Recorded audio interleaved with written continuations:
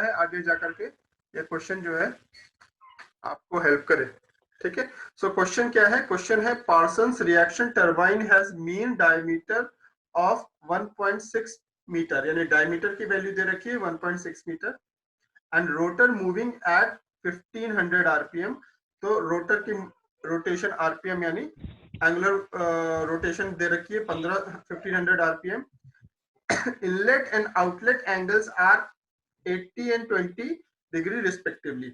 Inlet angle of the blade क्या होता है? बीटा 1 होता है, तो वो 80 दे रखा है, और एग्जिट एंगल जो होता है वो बीटा 2 होता है, वो 20 डिग्री दे रखा है। ठीक है, फिर इसने बोला है steam receives steam is received at 12 bar and 200 degree Celsius. यानी जो स्टीम टरबाइन के अंदर एंट्री कर रही है, जो स्टीम टरबाइन के अंदर एंट्री कर रही है, जो स्टीम टरबाइन के अंदर एंट्री कर रही है वो 12 बार पे है और 20 डिग्री सेल्सियस 200 डिग्री सेल्सियस पे। उसके बाद उसने बोला है कि isentropic heat drop. Isentropic heat drop क्या होगा? जो हीट ड्रॉप हो रही है आपके टरबाइन के अंदर, तो आइसेंट्रोपिक हीट ड्रॉप जो है वो 26 किलो जूल्स पर केजी है। और ये बोला हुआ है उसने कि 5% ऑफ द स्टीम जो सप्लाई की जा रही है टरबाइन में, उसका 5% जो है वो लीक होकर के बाहर निकल जाता है, यानी हम 95% स्टीम ही यूटिलाइज कर पाते हैं, तो 5% लॉस्ट हो जाता है। उसने कहा है determine the following considering the horse power developed in the stage. Stage होती है कि ब्लेड में, मूविंग ब्लेड में कितना हॉर्स पावर जनरेट हो रहा है। तो टोटल हॉर्स पावर जो जनरेट हो रहा है वो 600 एचपी हो रहा है। ठीक है, 600 एचपी हो रहा है, ये टोटल हॉर्स पावर है। आपको निकालना है स्टेज एफिशिएंसी और ब्लेड हाइट, स्टेज एफिशिएंसी और ब्लेड हाइट। अब क्योंकि ये पार्सन्स टरबाइन है और पार्सन्स टरबाइन जो होती है वो 50% रिएक्शन टरबाइन होती है, तो इस पार्सन्स टरबाइन का सबसे बड़ा इंपॉर्टेंस ये होती है कि ये सिमेट्री होती है। इसकी जो वेलोसिटी ट्रायंगल डायग्राम होता है वो सिमेट्रिकल होता है, और इस सिमेट्रिकल की वजह से इसमें C1 जो है वो V1 के बराबर होता है। तो ये मेरा C1 है और ये मेरा C1 जो है वो V2 के बराबर होता है। सॉरी, C1 है जो V2 के बराबर होता है, तो C1 और V2 ये है। इसी तरीके से V1 जो होगा वो C2 के बराबर होगा, V1 जो होगा वो C2 के बराबर होगा। तो मेरा V1 जो है, this is my V1 and this is my C2, then alpha 1 will be equal to beta 2. So this is alpha 1, this is beta 2, and beta 1 will be equal to alpha 2. So this is beta 1 alpha 2. तो अगर मेरा आपको beta 2 की value 20 degree दे रखी है, तो इसका मतलब यह है कि अल्फा 1 भी 20 डिग्री हो जाएगा। इसी तरीके से अगर बीटा 1 की वैल्यू, इनलेट एंगल की वैल्यू 80 डिग्री दे रखी है, तो अल्फा 2 भी 80 डिग्री हो जाएगा। ठीक है, इसके बेसिस पे हमने ये वेलोसिटी टाइप ट्रायंगल डायग्राम बनाया हुआ है, जिसमें मेरा C1 ये है, V2 ये है, V1 ये है, V2 ये है। ये बीटा 1 की वैल्यू 80 डिग्री है, बीटा 2 की वैल्यू 20 डिग्री है, क्योंकि अल्फा 2 की वैल्यू भी 20 डिग्री हो जाएगी सिमेट्री की वजह से, और अल्फा 1 की वैल्यू 20 डिग्री हो जाएगी सिमेट्री की वजह से, और अल्फा 2 की वैल्यू जो होगी वो 80 डिग्री हो जाएगी सिमेट्री की वजह से। तो इन जनरल पार्सन्स टरबाइन का सबसे इंपॉर्टेंट पार्ट ये है कि वो सेंटर से सिमेट्रिकल हो। ठीक है, हमें क्या डिटरमाइन करना है? हमें एफिशिएंसी डिटरमाइन करना है और ब्लेड हाइट डिटरमाइन करना है। अब एफिशिएंसी कैलकुलेट करने के लिए, जब हम एफिशिएंसी कैलकुलेट कर रहे हैं, तो एफिशिएंसी कैलकुलेट करने के लिए हमें वर्क डन कैलकुलेट करना पड़ेगा, क्योंकि एफिशिएंसी जो होती है वो होती है work done upon heat input, कितनी हीट इनपुट हुई है। ठीक है, तो या kinetic energy input, kinetic energy input. तो अगर मुझे एफिशिएंसी कैलकुलेट करनी है तो मुझे वर्क डन कैलकुलेट करना पड़ेगा। अब बात आती है वर्क डन का फॉर्मूला क्या होता है हमारे इसके लिए, रिएक्शन टरबाइन के लिए वर्क डन का फॉर्मूला क्या हो जाएगा? MU रिएक्शन टरबाइन के लिए। अब देखिए, ध्यान ये दीजिएगा कि एक मिनट, ध्यान ये दीजिएगा कि अभी हमारे पास मास की वैल्यू नहीं है, और अगर मास की वैल्यू नहीं है तो हम सीधे m की वैल्यू यूज नहीं कर सकते। तो हमने जो पहले फॉर्मूला, तो हम अभी जो वर्क डन निकालेंगे वो पर यूनिट मास निकालेंगे, यानी हम ये मान के चलेंगे कि मेरा मास जो है वो 1 है। फिर बाद में मास को हम देखेंगे कि कैसे कैलकुलेट करना है, और फिर मास को हम वहां पे पुट कर देंगे टोटल वैल्यू में, ठीक है। मगर हमारे लिए एक और इम्पोर्टेंट चीज ये है कि जब हम एफिशिएंसी लेते हैं, तो आप देखिएगा जब हमने एफिशिएंसी ली थी तो वर्कडन में मास की जरूरत नहीं, वर्कडन का मास और नीचे काइनेटिक एनर्जी का मास आपस में कट जाता, तो एफिशिएंसी में वैसे भी मास की जरूरत नहीं आती, फिर भी वर्कडन कैलकुलेट करने के लिए हम यूनिट मास मान के चलेंगे। और वर्कडन जो है वो पार्सन्स टरबाइन का होता है, वर्कडन जो पार्सन्स टरबाइन का होता है वो होता है U, अगर हम मास को यूनिटी मान लेते हैं, into 2 cos C1 cos alpha 1 minus U, ये होता है work done. yes sir work done is U2 cos alpha 1 to C1 cos alpha 1 minus U, ठीक है। yes sir और इसमें हमने m की वैल्यू यूनिटी मान रखी है, यानी हम वर्कडन पर यूनिट मास या पर केजी हम कैलकुलेट करेंगे। अब ध्यान देने वाली बात यह है कि अगर मुझे वर्कडन कैलकुलेट करना है तो मेरे पास दो वैल्यू होनी चाहिए, एक U होनी चाहिए और एक C1 की वैल्यू होनी चाहिए, क्योंकि अल्फा 1 की वैल्यू जो है वो हमें दी थी। अल्फा 1 की वैल्यू हमारी सिमेट्री की वजह से अल्फा 1 की वैल्यू क्या हो जाएगी, हमारी सिमेट्री की वजह से अल्फा 1 की वैल्यू 20 डिग्री हो जाएगी, 20 डिग्री हो जाएगी। तो अल्फा 1 की वैल्यू हमारे को दे रखी है, तो हमें बेसिकली C1 और U कैलकुलेट करना है। अभी U क्या है, U हमारी लीनियर वेलोसिटी है, ठीक है। तो मगर हमारा जो टरबाइन ब्लेड है वो तो गोल गोल घूम रहा है, एंगुलर डायरेक्शन में घूम रहा है, तो लीनियर वेलोसिटी और एंगुलर वेलोसिटी ओमेगा का रिलेशन होता है U is equal to R omega, ठीक है।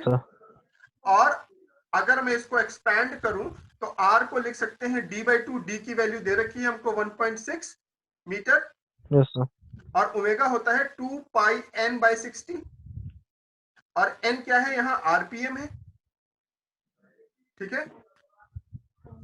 तो अगर मैं इसको एक्सपैंड करके इसकी वैल्यूज लिखना शुरू करूं तो क्या हो जाएगा, 1.6 divided by 2 D/2, 2 pi n की जगह पे 1500 लिख देंगे, बाय 60 आ जाएगा। जब हम इस पूरे को सॉल्व करेंगे तो हमें U की वैल्यू आएगी, हमारी U की वैल्यू आएगी 125.66 मीटर पर सेकेंड। ये कल भी हमने बात कर ली थी, इसको हम इक्वेशन 1 मान लेते हैं या वैल्यू 1 मान लेते हैं। यूनिट बहुत इंपॉर्टेंट है, yes sir ठीक है। अब दूसरी चीज जो हमें चाहिए होगी वो है हमारी C1। दूसरी चीज जो हमें चाहिए होगी वो हमारी C1 है। C1 क्या है, हमारी inlet velocity of the steam है। अब जरा ध्यान से देखिएगा, ये मेरा वेलोसिटी ट्राइंगल है, ये मेरा वेलोसिटी ट्राइंगल है। तो आप देखेंगे ये जो ब्लू वाला हिस्सा आपको दिख रहा है, जो ब्लू वाला हिस्सा दिख रहा है उसमें क्या है, ये मेरा C1 इनलेट है, ठीक है। ये मेरा V है और ये मेरा U है। तो इस ब्लू ट्राइंगल को, ये जो ब्लू ट्राइंगल मैं दिखा रहा हूं, ये वाला ट्राइंगल, ये ABC ट्राइंगल है। ABC ट्राइंगल है ये। इस ABC ट्राइंगल को मैं अलग से बना लेता हूं आपके समझाने के लिए। तो this is now my ABC triangle, जो हम वहां बात कर रहे थे, this is my ABC triangle. This is A, this is B and this is C। In ABC triangle AB is equal to U, जो हमें कैलकुलेट हो चुका है, ठीक है। BC is equal to C1, जो हमें कैलकुलेट करना है, और CA जो है, CA is equal to V1, जो हमारी रिलेटिव वेलोसिटी बनती है। और एंगल अगर देखेंगे तो एंगल B, एंगल जो होगा, एंगल B है विच इज CBA, वो 20 डिग्री है क्योंकि वो अल्फा 1 है, ठीक है। अगर ये अल्फा 1 20 डिग्री है, वापस ट्राइंगल डायग्राम में देखेंगे तो आप ये पाएंगे कि ठीक बीटा 1 80 है, बीटा 1 80 है, तो जो एंगल CAB होगा, एंगल CAB 80 माइनस 180 हो जाएगा क्योंकि स्ट्रेट लाइन है, तो एंगल CAB जो है 100 डिग्री हो जाएगा, yes sir ठीक है। एंगल CAB जो है CAB ये 100 डिग्री हो जाएगा,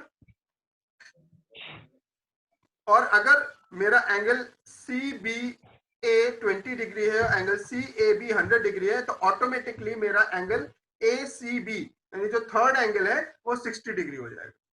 यानी हमें इस ट्रायंगल Yes, के sir. तीनों एंगल मिल गए। ठीक है, हमें इस ट्रायंगल के तीनों एंगल मिल गए हैं, और इस ट्रायंगल में हमें u की वैल्यू पता है ऑलरेडी, जो हमने कैलकुलेट कर ली है, वो है 125.66 मीटर पर सेकेंड। 6. अब हम क्या करेंगे, हम साइन लॉ लगाएंगे। साइन लॉ क्या कहता है, the side, the ratio of side to the sine of opposite angle is always constant. Ratio of side to the sine of opposite angle is always constant, and hence using sine law we can say that u upon sine 60 should be equal to c1 upon sine 100 should be equal to v1 upon sine 20।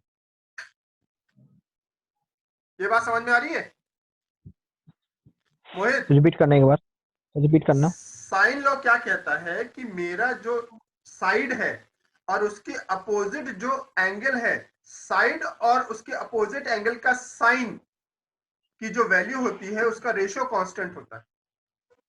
Sign law ये होता है। तो अगर मेरी ये Yes, sir. u is this, अगर ये u है और इसके अपोजिट एंगल 60 है, तो मैं ये कह सकता हूं कि u अपॉन साइन 60 जो है वो c1 अपॉन साइन 100, क्योंकि c1 के अपोजिट 100 एंगल है, c1 upon sine 100 is equal to v1 upon 20 के बराबर हो जाएगा। ये तीनों का रेशियो कांस्टेंट होगा हमेशा। ये साइन लॉ है, sine law of the triangle, याद है? इसी Yes, साइन sir. लॉ से, अगर आपको वेक्टर याद होगा, तो इसी साइन लॉ से हम वेक्टर में लैमीज थ्योरम भी बनाते हैं। Yes, sir. ठीक है, यहां तक क्लियर है? Because Yes. This is very important part of this derivation.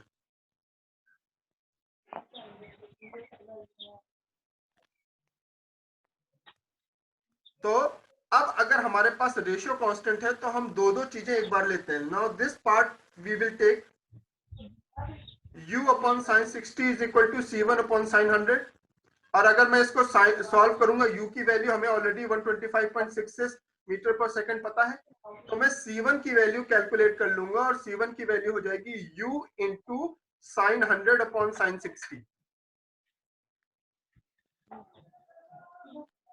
u into sine 100 upon sine 60 जब मैं कैलकुलेट करूंगा तो मेरी c1 की वैल्यू आएगी 142.89 मीटर पर सेकेंड।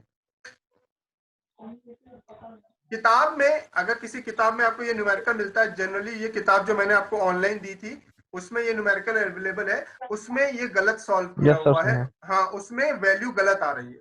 कल मैं इसीलिए आपको मैंने पूरा नहीं कराया था, मैं चाह रहा था मैं खुद सॉल्व करूं, उसमें वैल्यू गलत आ रही है, बाकी आंसर आखिरी तक तो सही आ जाएगा। हाँ, उस पर देखा था मैंने सर, उस पर देखा था मैंने क्वेश्चन वाला। हाँ, उसमें देखा था। उन्होंने क्या किया है, उन्होंने ट्रायंगल लॉ इस तरीके से नहीं लगाया, उन्होंने ग्राफिकल ट्रायंगल लॉ लगाया है, उसमें आंसर गलत आ रहा है। ठीक है, वो गलत है वो। ठीक है, तो c1 की वैल्यू हमारे पास क्या आ जाएगी, 142.89 मीटर पर सेकेंड। हमें क्या चाहिए वर्क डन निकालने के लिए, c1 cos alpha. Yes, sir. तो cos अल्फा, अल्फा की वैल्यू क्या है हमारे पास, अल्फा की वैल्यू 20 डिग्री है, तो c1 cos अल्फा जब हम निकालेंगे तो हमारे पास वैल्यू आ जाएगी 134.273 मीटर पर सेकेंड। तो c1 cos alpha where alpha is 20 degree will be equal to 134.273 metre पर सेकेंड। ठीक है, अब हमारे पास u भी है Yes, sir. और c1 भी है, तो अब हम सीधे सीधे वर्क डन कैलकुलेट कर सकते हैं। जब हम वर्क डन कैलकुलेट करेंगे ना, work done will be u keeping m is equal to 1 u 2 c1 cos alpha 1, और cos अल्फा 1 की जगह पे मैं सीधा 20 लिख दे रहा हूं, माइनस u। तो वैल्यू जब हम इसको रखेंगे तो वैल्यू क्या हो जाएगी, इसमें वैल्यू है u की वैल्यू आई है 125.66 6. इंटू 2 C1 cos अल्फा की वैल्यू हमारे पास आई है 134.2 134.20273 273 सॉरी 273 माइनस 125.66। जब आप इसको सॉल्व करेंगे तो इसका आंसर अप्रोक्सीमेटली, एक बार सॉल्व करके देखिएगा, इसका आंसर आएगा 17.93 मीटर पर सेकेंड। हो सकता है थोड़ा एक दो आगे पीछे हो जाए क्योंकि मैंने राउंड ऑफ कहाँ किया है और कैसे किया है वो अलग बात है। तो आपका वर्क डन जो आ गया, सॉरी मीटर पर सेकेंड नहीं, वर्क डन जो आएगा वो आएगा किलो जूल्स। वर्क डन आएगा 17.93 किलो जूल्स। ठीक है। Yes sir. अब ये क्या कह रहा है? ये कह रहा है हमारे क्वेश्चन में कि मेरी 5% ऑफ स्टीम तो है वो लीक कर जाती है। ये यहां पे बोल रहा है क्वेश्चन में कि मेरी 5% स्टीम जो है वो लीक कर जाती है। तो खाली 95% स्टीम से ही वर्क हो पाएगा। तो जो एक्चुअल वर्क यानी आइडियल वर्क हमने अभी कैलकुलेट किया है, ये आइडियल वर्क जो है वो एक्चुअल वर्क नहीं है, ये अभी आइडियल वर्क है। जब 100% स्टीम अंदर आ रही थी, अगर खाली 95% स्टीम अंदर आ रही होगी तो वर्क डन भी 95% होगा। ठीक है। Yes sir. तो एक्चुअल वर्क क्या हो जाएगा?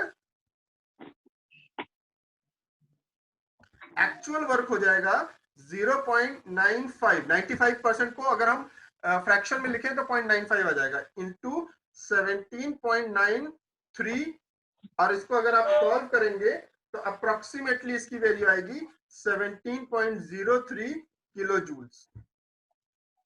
तो एक्चुअल वर्क जो आएगा आपका, वो आपका ये आएगा।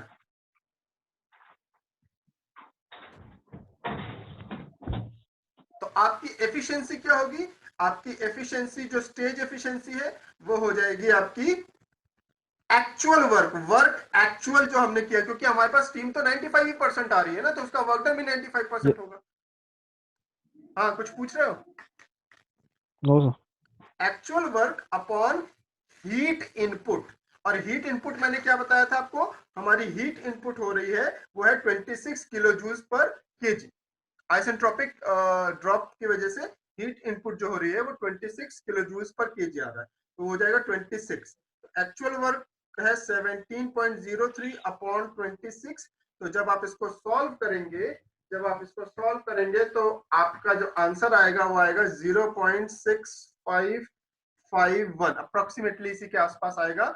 दिस मीन्स मेरी स्टेज एफिशिएंसी जो है वो 65.51% आएगी। ध्यान दीजिएगा एफिशिएंसी में, क्योंकि work done m into something होता है और यहाँ पे पर यूनिट केजी आ रखा है, तो यहाँ पे भी m इंटू समथिंग होगा, तो इसमें मास की जरूरत नहीं होती है। इसलिए हमारी जो वर्क डन और ये जो होती है हीट इनपुट, ये पर केजी ही लेते हैं, इसलिए हमें m को 1 लेकर के चलना। तो स्टेज एफिशिएंसी का आंसर आ गया, दिस इज 65.15%। यहां तक क्लियर है? Yes sir. अब उसने अपने सवाल में ये कहा है कि मुझे क्या कहते हैं, ब्लेड हाइट निकालनी है। तो नेक्स्ट पार्ट जो हमको निकालना है वो है ब्लेड हाइट। ठीक है। अब ध्यान देने वाली बात ये है कि ब्लेड हाइट का फॉर्मूला क्या होता है। सबसे पहले तो ब्लेड हाइट का फॉर्मूला निकालेंगे, ये पार्ट बी पे आ गए, और फिर हम देखेंगे कि हमें उसमें से क्या क्या चीजें निकालनी है। हमेशा ध्यान रखना, आपको अगर फॉर्मूला पता होगा तभी आपको अननोन्स पता होंगे, और जब तक आपको अननोन्स पता नहीं होंगे तब तक आप निकालेंगे क्या। ठीक है। तो ब्लेड हाइट का फॉर्मूला होता है total volume of the steam. This is total volume of steam should be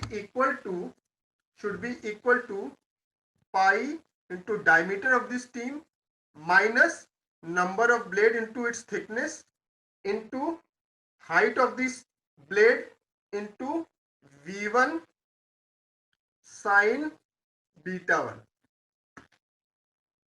ये मेरे ब्लेड हाइट निकालने का फॉर्मूला है। अगर मुझे वॉल्यूम पता है, मुझे डी पता है, मुझे एनटी पता है, मुझे V1 पता है, तो मैं एच निकाल सकता हूं, where H is blade height. अब देखिए ध्यान दीजिए, आपके इस सवाल में नंबर ऑफ ब्लेड्स और ब्लेड थिकनेस की कोई बात नहीं हो रही है। नंबर ऑफ ब्लेड और ब्लेड थिकनेस की कोई बात नहीं हो रही है। इसका सीधा मतलब यह है कि मैं इस वैल्यू को निग्लेक्ट कर सकता हूं, एंटी वैल्यू को निग्लेक्ट कर सकता हूं। जब मैं इस एंटी वैल्यू को निग्लेक्ट करूंगा तो मेरा फॉर्मूला जो हो जाएगा वो हो जाएगा total volume into pi D into H into V1 sine beta वर्ग। तो सबसे पहले तो इस पूरे हाइट को निकालने, हमारे पास d की वैल्यू है, V1 अभी हम देखेंगे कैसे निकालते हैं, मगर हमें सबसे पहले तो हमें यह निकालना पड़ेगा कि हमारे टोटल वॉल्यूम ऑफ स्टीम कितनी है, मेरे टरबाइन के अंदर टोटल वॉल्यूम ऑफ स्टीम कितनी अभी घूम रही है। और इसको निकालने के लिए, यानी टोटल वॉल्यूम को निकालने के लिए हमें करना क्या पड़ता है, टोटल वॉल्यूम को निकालने के लिए हमें करना पड़ता है mass of the steam into specific volume of the steam. अब ये स्पेसिफिक वॉल्यूम स्टीम कितने कैसे निकालेंगे, उसने दिया है कि मेरा टरबाइन में जो स्टीम इनलेट हो रहा है वो 12 बार पे है और 200 डिग्री सेल्सियस पे है। तो हम 12 बार और 200 डिग्री सेल्सियस पे स्पेसिफिक वॉल्यूम की वैल्यू निकाल लेंगे स्टीम टेबल से,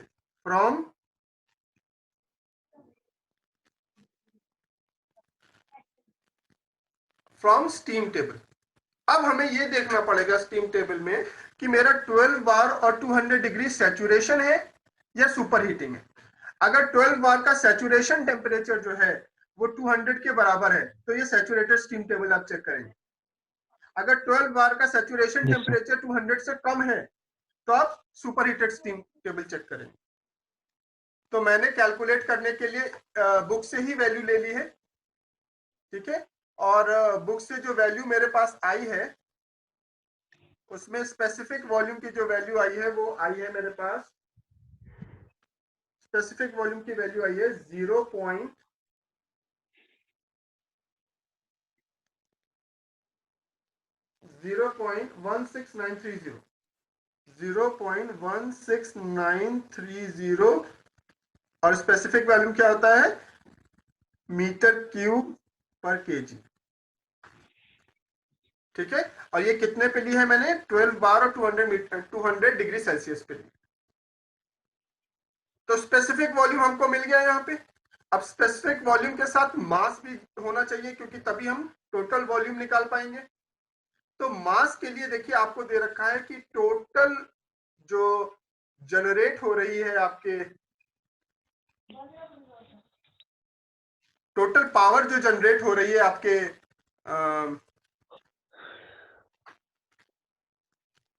स्टेज में वो 600 एचपी है। अगर 600 एचपी को मैं किलो जूल्स में कन्वर्ट करूं तो 600 एचपी को अगर मुझे किलो जूल्स में कन्वर्ट करना है तो वो किलो जूल्स हो जाएगा आपका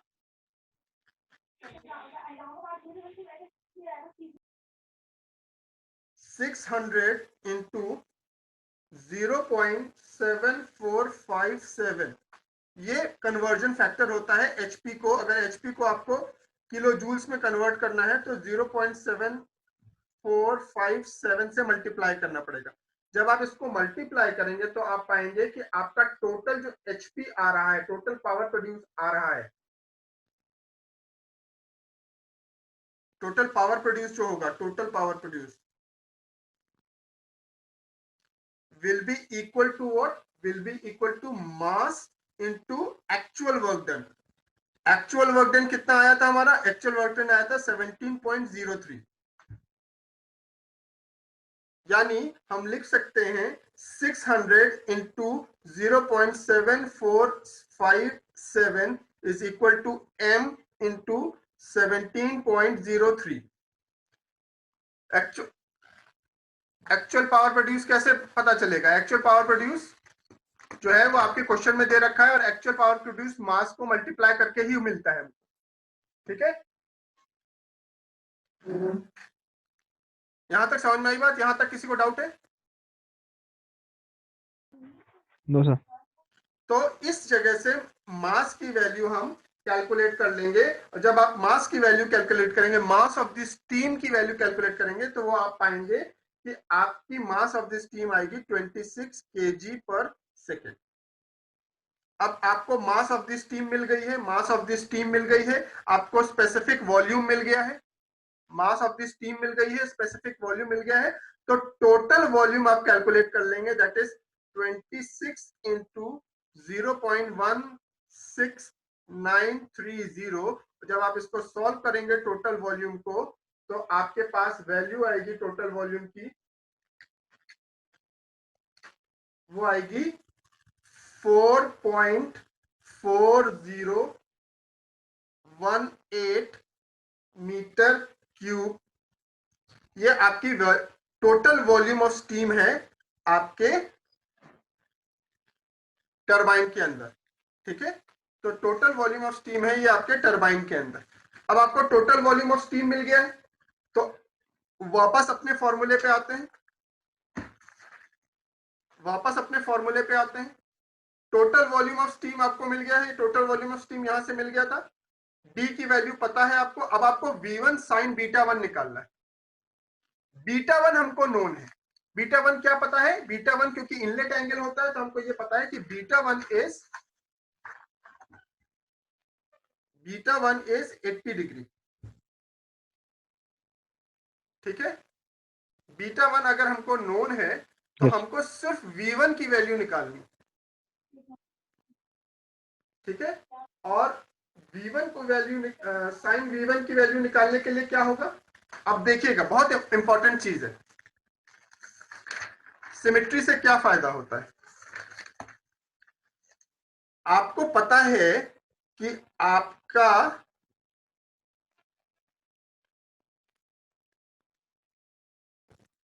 V1 C2 को इक्वल है सर। हाँ बेटा, V1 C2 V1 C2 पता है हमको? नहीं C2 नहीं पता।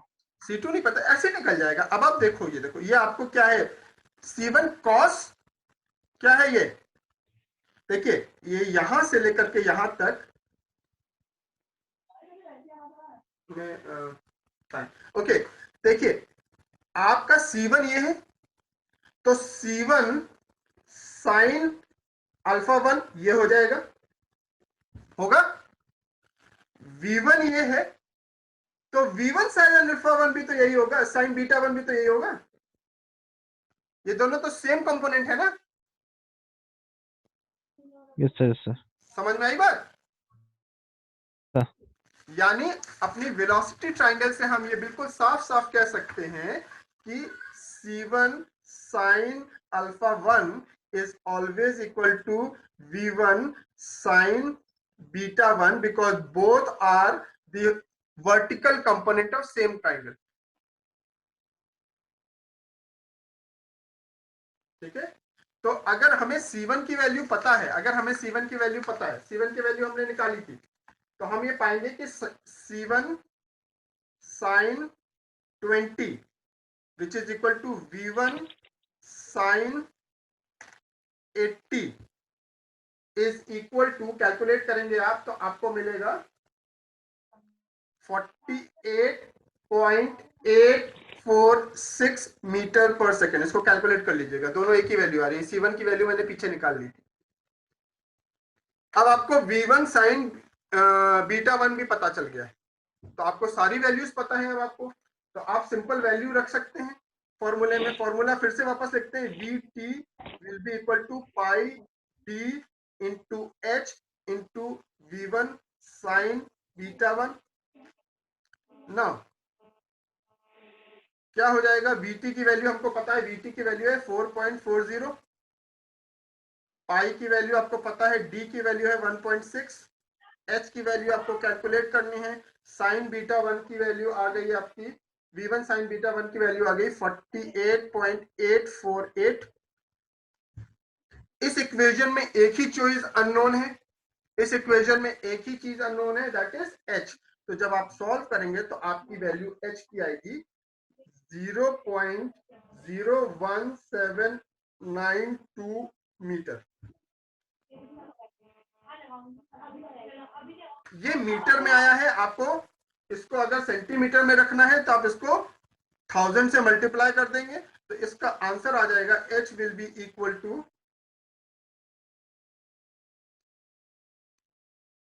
17.9 सेंटीमीटर, या आप इसको मीटर में भी रखना चाहें तो रख लीजिए।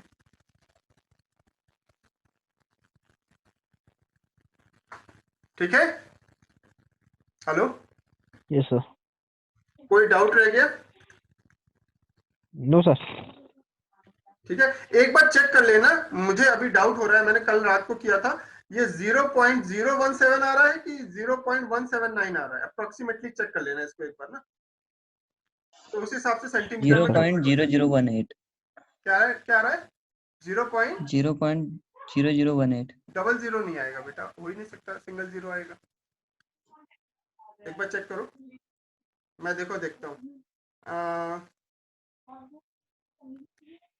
4.4 डिवाइडेड बाय 48.8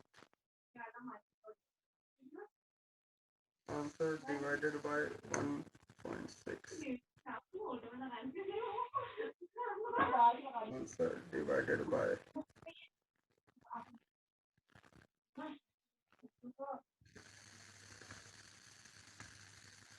हाँ सॉरी 0.0179 आ रहा है।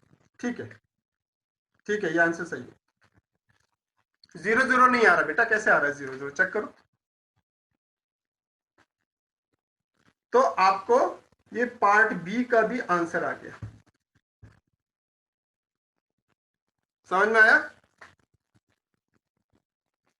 Yes sir.